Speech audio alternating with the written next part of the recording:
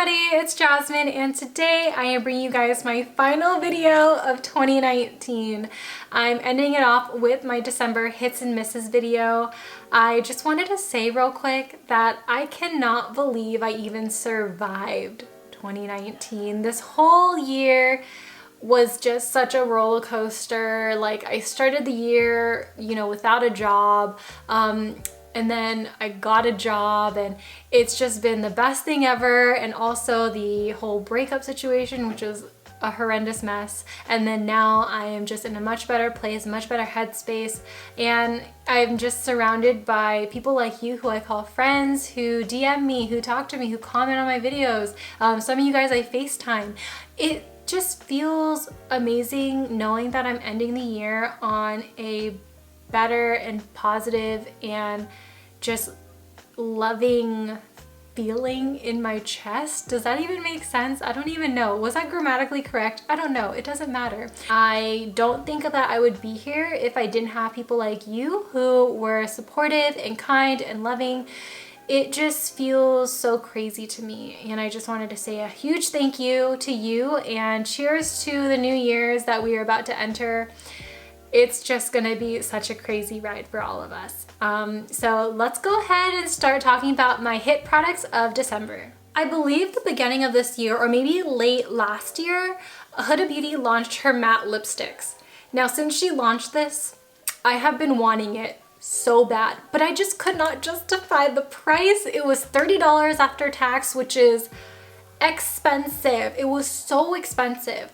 But I had one of those days where I just said, you know what, F it. I'm gonna treat myself to this lipstick. I feel like I really deserve it. It's finally in stock, and I'm just gonna take it for the team, dude. So I was hoping that this was gonna be a MAC Naturally Transformed dupe. As most of you guys know, that's my favorite lipstick, damn it, and it got discontinued. And you know what? We have to move on at some point. So I decided to get this as a replacement, and it's not quite a dupe, but I feel like it's pretty similar. So I did do a swatch on my hand. So this one here is Huda Staycation, and this one here is MAC Naturally Transformed. I do feel like Huda is just a tad bit deeper, but I feel like it is a combination as if I used MAC Naturally Transformed plus a lip liner. Although it's a cream lipstick, it just makes the lips look very velvety. It stays on the lips for a really long time as well, and it just makes me feel pretty in the end. It just makes me feel good that I have a nice warm tone nude. So with that all being said, Staycation by Huda Beauty is chef's kiss. This next product, I continuously have said on my channel that I don't care about it. I could live without it. But I think after using it a lot this month as kind of a way to just get rid of it, I've actually kind of grown to like it because it actually has a yellow undertone. This is the First Aid Beauty Bendy Avocado Concealer in the shade 2.5. Now, I was comparing it to a lot of my other concealer shades for some odd reason, and compared to a lot of my concealers, this one was light, but it was also yellow, and I think that's why I was continuing to use it, because it ended up looking really good on my skin, and I was wondering why my skin was looking really good. And although the formula itself isn't mind-blowing like Shape Tape, you know how it self-sets, it's mattifying, but it's also hydrating. The formula itself isn't anything special. It's creamy, easy to blend. It's a little watery, so you do have room to, move with it. You have a lot of blending room with it. But I just feel like the tones are just so right in this. I love the applicator. I know, the applicator doesn't matter to some people, but it's a flat paddle here. So I feel like I just get what I want in a certain area without it looking too gooped up in one area like with a regular doe foot.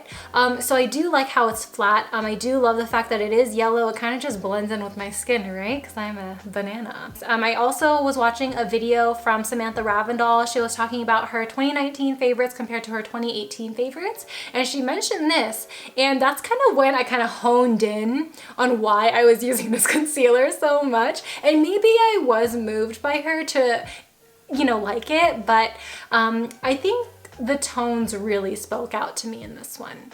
This month I went to Disneyland. It wasn't anything huge. It was kind of just like a weekend trip down to SoCal.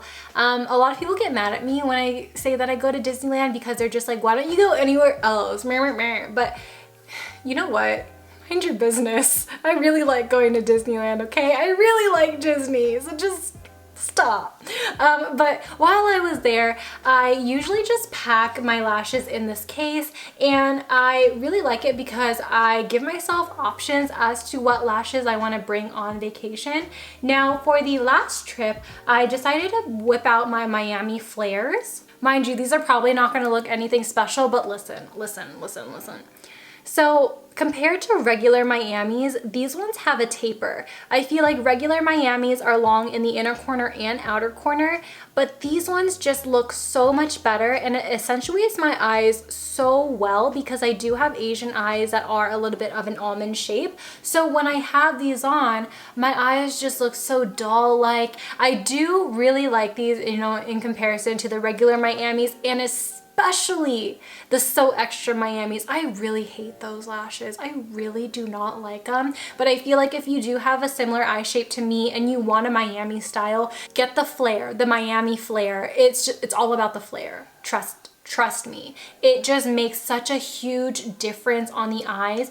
And I will try and insert pictures of how it looked when I was wearing them, but I wasn't taking a lot of photos in Disneyland this time around. But I just wanted to let you guys know that those are fire.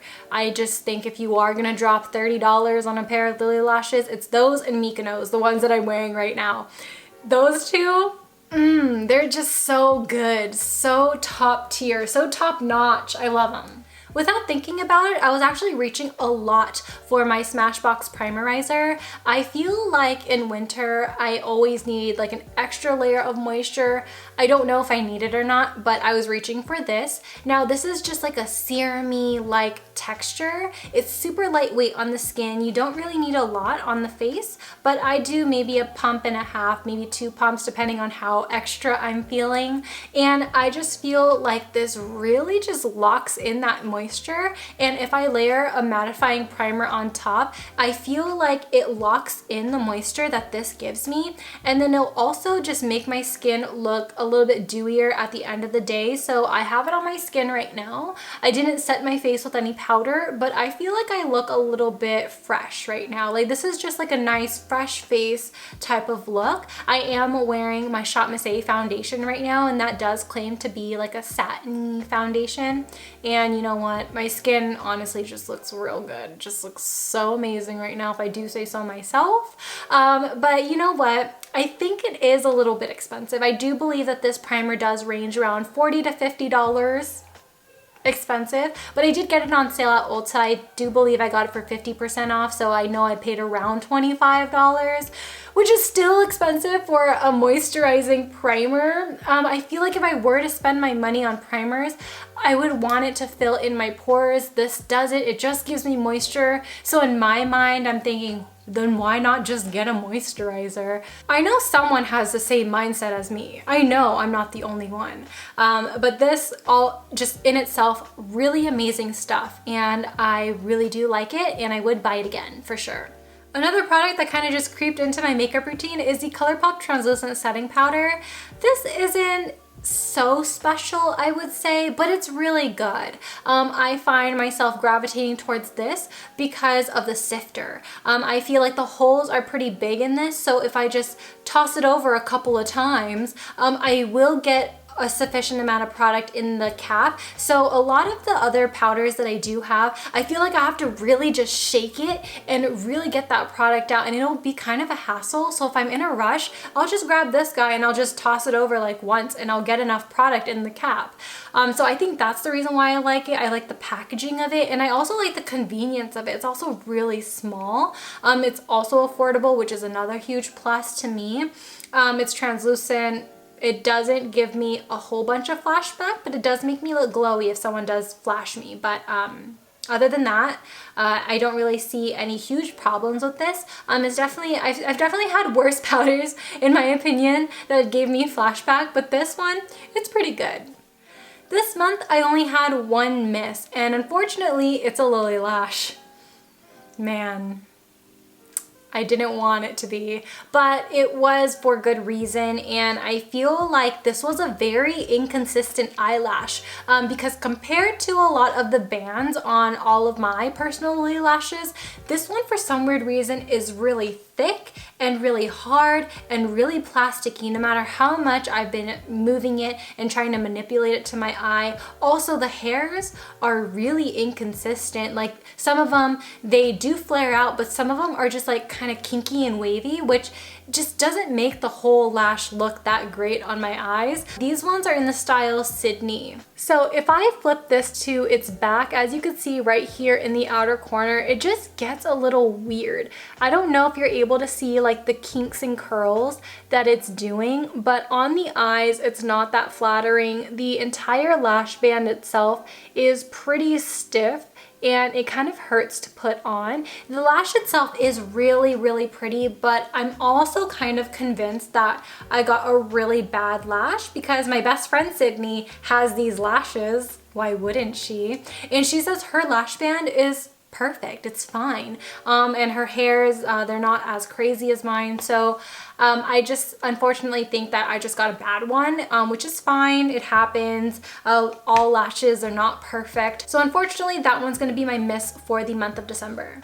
And just like that, you guys, we finally wrapped up my final video for 2019.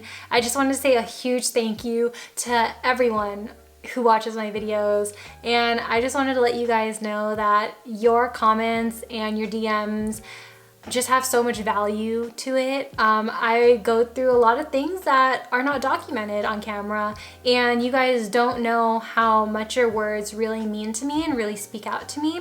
It's just amazing knowing that I do have friends here who support me and who I've just never met yet, and it's just so amazing. And I do feel like it is rewarding in the end to, you know, put your heart into something and for someone else to acknowledge it, but then also take time to get to know you as a person and not see you as a celebrity or see you as some higher figure. I love it when you guys take me for who I am as, you know, a college student who's still working, who just loves doing YouTube as a sheer hobby.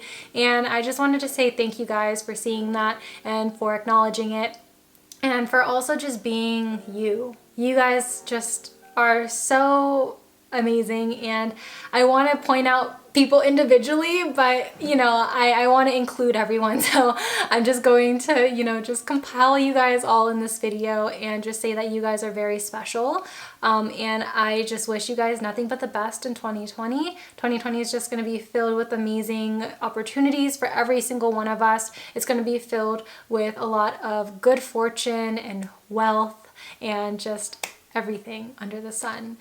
So I hope you guys all enjoyed this one, and I will see you guys next year. Bye! Peace out, Girl Scouts.